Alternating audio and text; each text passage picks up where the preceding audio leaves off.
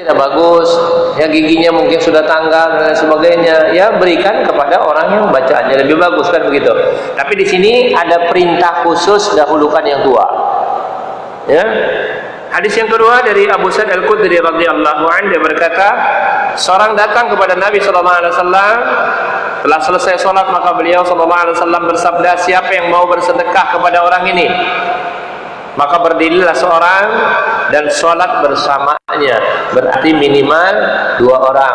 Dan hadis ini juga sekaligus menjelaskan kepada kita, apabila kita sudah sholat lalu kita mau bersedekah dengan seseorang untuk menjadi makmum atau menjadi imam, boleh, dua-duanya boleh. Karena untuk bersedekah kepada orang yang tertinggal jamaah, ya. Dan ini sudah terjadi di zaman Rasulullah SAW, dan ini adalah hukum. Ya, tidak mesti jadi imam atau tidak mesti jadi makmum, tergantung nanti. Ya, yang mau bersedekah ini bacaannya lebih bagus atau lebih jelek. Kalau dia lebih bagus, lebih tua, lebih sempurna, maka dia jadi imam. Yang baru datang tadi yang jadi makmum. Tapi kalau bacaan makmum tadi lebih bagus, ya berarti dia makmumnya jadi imam, kan gitu. Kita yang imam walaupun biasa jadi imam bersedekah karena bacaannya bagus, begitu ya. Kemudian dari Imam Abbas radhiyallahu anhu yang mengisahkan tentang bermalamnya Nabi sallallahu alaihi wasallam, ya, di rumah bibinya. Siapa tadi? Ingat sahabatnya? Ibnu Abbas radhiyallahu anhu pernah sholat berjamaah bersama Rasulullah sallallahu alaihi wasallam di rumah bibinya, yaitu Maimunah. Beliau berdiri untuk sholat, maka aku pun berdiri di sebelah kirinya. Lalu aku digeser ke samping kanan, kemudian sholat dengan sempurna. Kemudian beliau berbaring. Artinya beliau tarik Ibnu Abbas, diletakkan di sebelah kanan, persis di sebelah kanannya. Ya, maka di sini tidak ada yang namanya. Adapun hadis yang mengatakan sujud di lambung imam, itu hadisnya tidak ada asal usul. Tidak ada asal usulnya.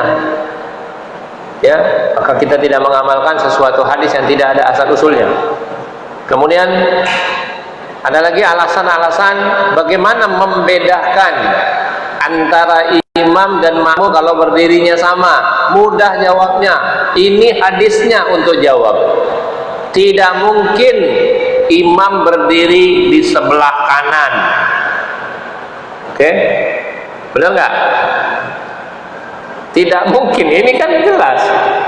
Dan makmumnya tidak mungkin berdiri di sebelah kiri. Berarti yang di sebelah kanan itu mesti makmum, yang di sebelah kiri itu adalah imam. Sudah jelas dengan hadis ini. Tidak perlu bingung, ya. Karena orang-orang yang bingung itu karena orang yang belum sampai ilmu. Kalau gitu gimana ngebedainnya nanti antara imam dan makmum kalau sama berdirinya? Ya mudah jawabnya. Ya kan? Yang sebelah kiri itu imam, yang sebelah kanan itu makmum. Tidak mungkin terbalik. Dan dengan hadis ini pula tidak boleh seorang datang berdiri di sebelah kiri imam, karena sebelah kiri itu tempat berdirinya setan. Tidak boleh berdiri. Ini ilmu bagi kita semua. Ini kan kita lagi bahas sholat berjamaah. Tiba-tiba kita langsung colek aja, tapi berdiri di sebelah kiri. Ini larangan, tidak boleh. Ya, kalau mau berdiri di sebelah kanan. Kalau tidak memungkinkan berdiri di sebelah kanan, mungkin sudah mojok, ya sudah, jangan berjamaah. Mengejar yang sunnah, mendapat pahala, tapi menerjang larangan, ini tidak boleh. Dahulukan larangan. Ya. Karena hadis terakhir, salat berjamaah lebih utama di masjid berdasarkan hadis Zaid bin Sabit. Nabi SAW bersabda, sudah saya ulang-ulang baca seperti ini, nggak perlu saya ulangi lagi.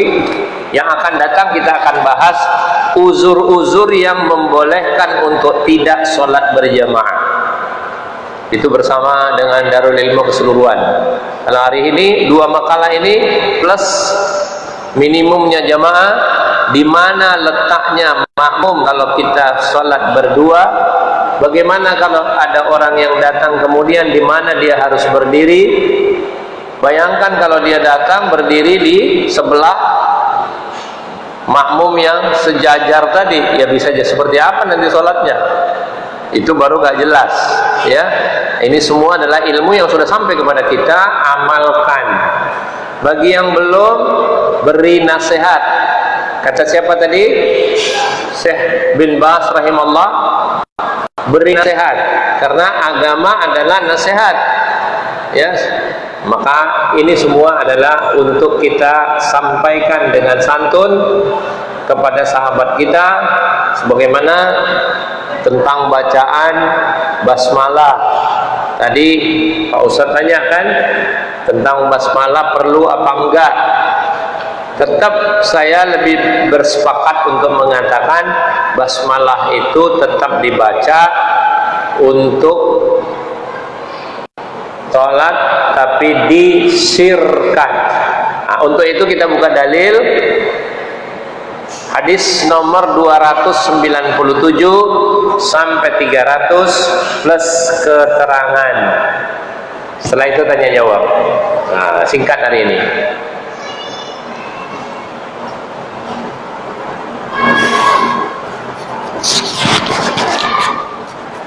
Silakan, Bulughul Maramnya dibuka. Hadis 297 sampai 300 dan 300 berapa itu? Lalu baca keterangannya. Silakan.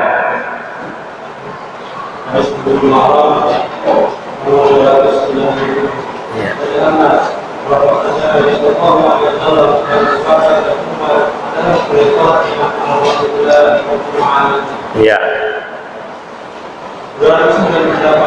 Muslim tambahan mereka yang menjadi Bismillahirrahmanirrahim dan tidak diakhiri. Sudah bulan dan banyak riwayat mereka akan terjadi dan cukup berjaya. Mereka tidak menyampaikan Bismillahirrahmanirrahim. Cuma 300 dan pada riwayat yang lain yaitu berjaya adalah mereka satu kepada dengan kebawahan. Dan mata arti ditakbirkan menggunakan riwayat Muslim berlainan dengan orang yang memiliki kebahagiaan. Pertama, satu di dalam riwayat Anas sudah disebut Rasulullah SAW dan sahabat-sahabatnya membaca Bismillah atau tidak. Dan menurut riwayat Muslim di atas juga bahwa mereka tidak menyebut Bismillah, tapi yang riwayat 993 dikatakan mereka membacanya dengan perlahan. Jadi, supaya tidak bertentangan riwayat Muslim dengan lainnya, kita beri arti bahwa mereka dengan Bismillah itu maknanya mereka tidak menyebut dengan yakin. Memberi arti secara itu adalah sebaik-baiknya. Tapi ada melakukan riwayat Muslim itu lantaran menganggap ada cacatnya, padahal sebenarnya tidak. Ya. Jadi kesimpulannya, pendapat yang rajih itu tetap dibaca basmalah dalam suratul Fatihah, tapi afdalnya disirkan berdasarkan beberapa hadis tadi. Pertama, yang paling kuat di antara hadis-hadis yang kita teliti, hadis 297 tadi. Aku sholat di belakang Rasulullah, Abu Bakar, Umar, dan Utsman. Mereka semua memulai Al-Fatihahnya dengan Alhamdulillahirabbil alamin. Berarti di situ memberi arti Bismillahnya dibaca sir. Namun demikian, ini adalah satu ikhtilaf yang sangat tajam. Kata para ulama, ikhtilaf yang sangat tajam dalam masalah ini. Ya. Namun kalaupun mau menzaharkan basmalah di sholat yang zahar juga tidak mengapa. Ada beberapa dalil yang saya temukan dari Abu Hurairah radhiyallahu anhu, dia berkata bahwa Rasulullah sallallahu alaihi wasallam pernah memulai juga dengan Bismillahirrahmanirrahim. Namun dibantah oleh ulama lain, tidak satupun hadis-hadis tentang yang menzaharkan Bismillah itu luput dari cacat. Semuanya cacat hadisnya, maka dilemahkan oleh ulama-ulama ahlul hadis. Yang rajih itu ternyata mensirkan bacaan bismillah ketika baca Fatihah. Apalagi untuk baca surat-surat yang lain, tentu lebih utama untuk disirkan. Sementara Fatihah aja yang ada ulama-ulama yang berbeda pendapat apakah Bismillahirrahmanirrahim itu termasuk satu ayat dalam surat Al-Fatihah atau tidak. Ini masih ikhtilaf di kalangan ulama. Allah hanya masukkan cuma satu ayat di dalam Al-Quran yang menjadi ayat Al-Quran dengan sebutan Bismillahirrahmanirrahim, yaitu dalam surat An-Naml surat 27 ayat 30, innahu min Sulaiman wa innahu bismillahirrahmanirrahim. Itu sudah pasti satu ayat di dalam disebutkan Bismillahirrahmanirrahim di dalam ayat. Adapun surat-surat yang lain ini hanya sebagai perpindahan dari satu surat ke surat yang lain. Namun ulama sepakat bahwa bismillah itu adalah bagian daripada Al-Quran. Ya. Nah, untuk lebih jelasnya saya juga akan share sekarang tentang masalah itu, namun tolong ini dibaca sendiri, karena kalau makalah ini kita baca habislah waktu untuk tanya jawab, ya. Namun ini tetap saya akan kirim supaya baca di rumah menjadi ilmu untuk kita semua. Nanti kalau kurang jelas baru tanyakan kepada saya pada pertemuan yang akan datang, insya Allah. Silakan yang bertanya. Singkat, tepat, padat, tapi sudah mengambil ke satu kesimpulan. Tinggal sisanya kita pakai untuk tanya jawab. Sudah cukup puas Ustaz tentang baca basmalah tadi? Tetap kita baca, namun disirkan, itu lebih utama, ya. Namun di surat-surat yang lain kita juga sudah pernah membahas makalahnya, tidak disunnahkan lagi untuk baca basmalah di pertengahan. Jadi langsung aja ta'awudz, langsung baca Quran, ya, itu lebih utama, ya.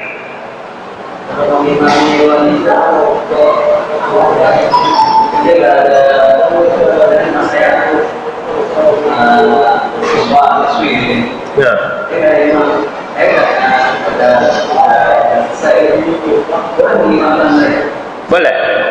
Kalau Bapak imam rawatib boleh, karena tidak yang imami lain.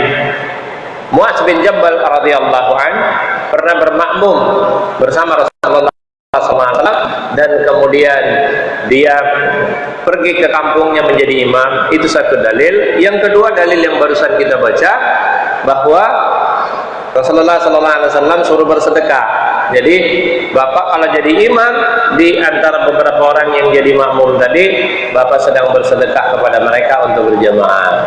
Karena yang menjadi imam tetap lebih utama laki-laki. Tapi kalau ada laki-laki lain yang bisa menjadi imam setelah Pak Ustadz menjadi imam, itu lebih baik. Iya, tidak apa. Iya, boleh.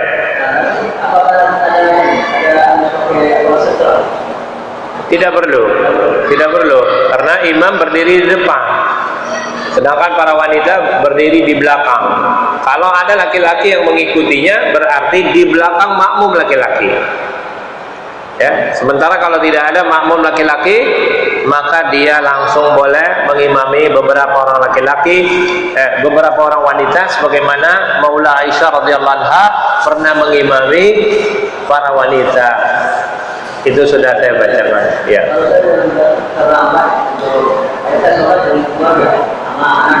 Ya.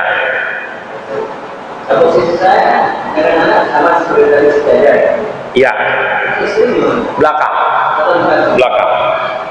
Ya, kalau bertiga, yang satu orang wanita, berarti yang berdua sejajar, laki-laki dan wanita di belakang.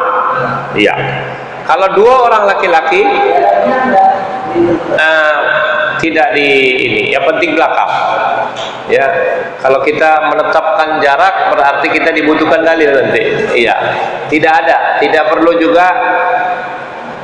Kalau memang ada hijab, itu lebih baik, karena memang hijab itu sendiri untuk menyelamatkan fitnah.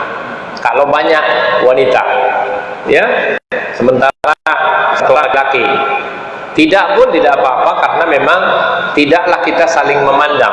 Karena Rasulullah SAW apabila sudah mengucapkan salam, beliau tidak langsung menghadap kepada jamaah yang biasanya menghadap jamaah, karena beliau tahu banyak wanita yang mengikuti sholat berjamaah bersama beliau, maka beliau tunda untuk menghadap jamaah supaya para wanita meninggalkan tempat lebih dulu.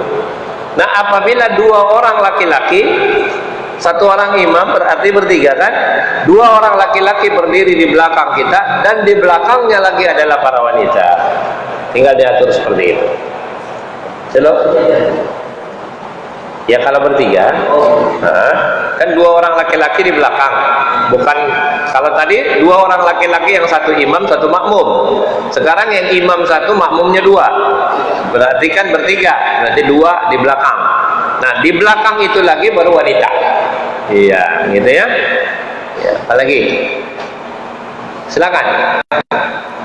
Nah, kalau biasanya kita ikut di sholat kan, kalau ikut atau kita ikut ngangkat tangan atau enggak, ya.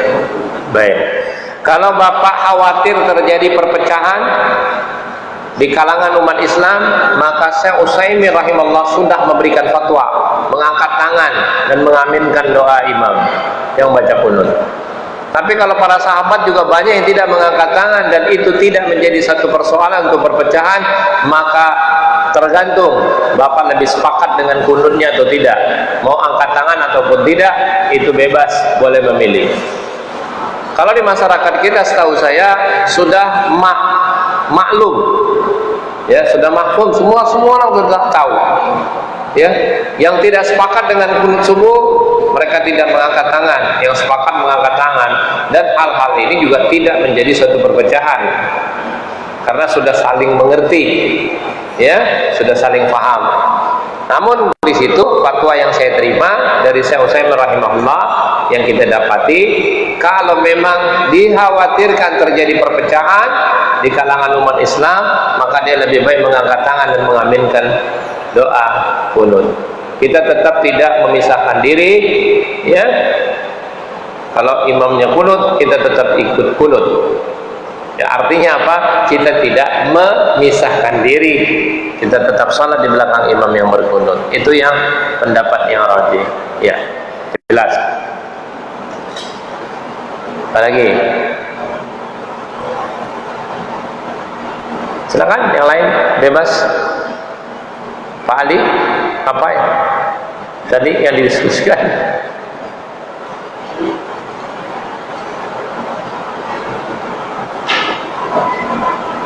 Silakan Pak Ito. Kalau yang sholat Iya. Iya. Iya. Ya makanya mau tidak mau tadi kita sholat di belakang mereka, tapi akhirnya sholat sendiri, tidak mengikuti geraknya imam lagi. Begitu fatwanya tadi. Karena tidak mungkin kita mengikuti secepat itu. Tapi tadi ada fatwa, nanti dibaca lagi, kalau itu sholat taraweh, nah itu beda fatwanya. Kalau itu sholat tarawih, itu sholat sunnah, karena tidak berkewajiban kita datang ke masjid juga, ya. Maka di sini fatwanya lebih baik sholat sendiri di rumah daripada mengikuti imam yang bacaannya cepat dan tidak tumanina tadi, ya. Ya makanya kalau sholat sunnah kan kita diberi pilihan, ya lebih baik sholat di rumah. Tapi kalau sholat fardu kan kita tetap harus datang ke masjid, karena keutamaan dan wajibnya seorang laki-laki tanpa uzur yang harus datang ke masjid. Namun terjadi masalah, terjadi persoalan seperti yang sedang kita bahas ini. Ini baru nanti ada pilihan. Mau tidak mau kita memisahkan diri, tidak bisa mengikuti imam yang secepat itu. Nah, rusak bacaannya kan. Sampai Rasulullah SAW menyuruh mengulang sholatnya, artinya batal sholat tersebut. Ya. Lagi. ada lagi Ya. Nah, saya yang tahu 25 imam 14 nanti kalau kita udah 115 tahun dia udah sampai berbalik sana baru Gimana? Saya imam. Ya. Terus saya udah satu orang baru saya ubah. Tapi ada satu makmum belum ini. Iya. Mana sudah? Yang ditanya apa? Ini hukumnya ayatnya apa? Tidak apa-apa. Tidak apa-apa. Tidak apa-apa. Ya, karena hukum asalnya adalah yang dijelaskan bagaimana itu nanti pembahasannya. Masih ada waktu mau baca 15 menit? Ya. Kita bahas saja, masih ada 15 menit dan lain juga nggak ada yang nanya kok. Iya, baik, kita bahas saja. Sedikit kok. Ya. Sekaligus 3 kali gerak. Ya.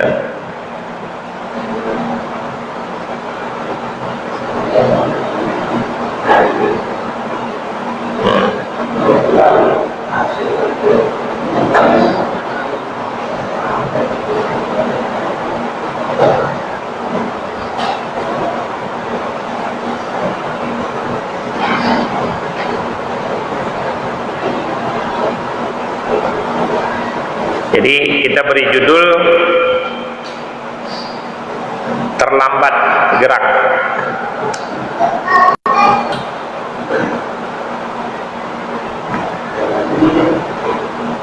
Ya, tolong dibaca lagi Pak. Ini semua makalah yang saya kirim ini sebenarnya saya belum kirim ke tempat orang lain. Nanti kalau double mohon dimaklumi ya. Suatu saat mungkin saya akan kirim lagi. Karena sudah ditanya, didahulukan.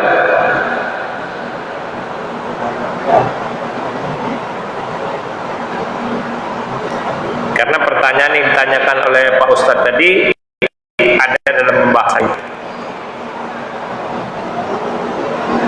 Silakan. Ya, yang lain dengerin ya. Yang keras bacanya.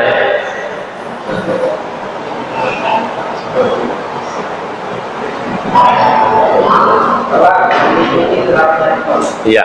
Apakah tidak terlambatnya mampu dari imam dalam satu atau dalam sholat? Iya. Sebenarnya dalam masalah ini ada perincian. Jika semua tertinggal dan berkomnya dalam satu rukun atau lebih di dalam sholat ini adalah sholat dulu, maka hendaknya dia segera sempurnakan rukunnya ketinggalan sampai dia berhasil menyusul satu. Ya. Mansur al-Khamali berkata, dan jika orang bertinggal satu rukun dari imam al-Faqih, maka batallah sholat. Tapi dia sudah menentukan al-Usul lupa mengantuk atau lupa, kalau dia menanyakan untuk meninggalkan dan dia mengusulkan rukun, maka artinya tadi sudah sah. Dan itu memang yang harus dia ternyata. Dan jika tidak memungkinkan baginya untuk menyusul imam, maka rakaatnya yang tidak tinggal dalam rukun itu tidak terangkat. Maka dia harus membayar rakaat tersebut dengan menambah satu rakaat. Al-Fatih Muhammad bin Ahmad Asy-Syamban Asy-Syamini berkata, adapun jika dia tertinggal pulang dari satu rukun seperti sang imam rukun dua sebelum makmum, lalu sang makmum usulnya sebelum imam mengangkat kepalanya dari rukun, atau sang makmum tertinggal satu karena satu rukun, maka tidaklah sholatnya itu batal. Iya, sudah batal ya.